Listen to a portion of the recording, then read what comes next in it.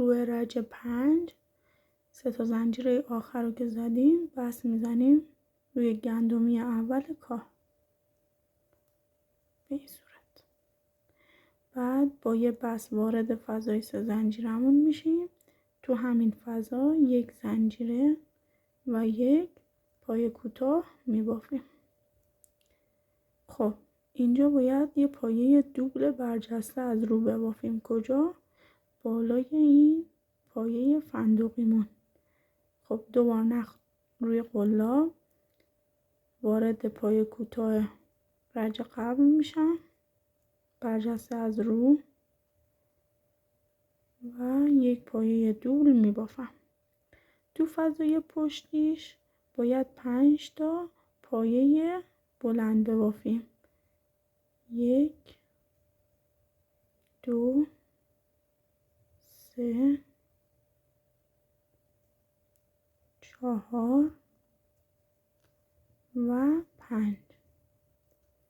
بعد از اینکه 5 تا پایه بلند رو بافتیم دوباره یک پایه دوبل همون جایی که پایه دوبل قبلی رو زده بودیم دوباره یک پایه دوبل برجسته از رو میبافیم به این صورت. حالا تو فضای 3 زنجیره بعدی یک پایه کوتاه، دوباره یک پایه دوبل بالای پایه بلند پای فندقیمون یک پایه دوبل برجسته از رو میبافیم.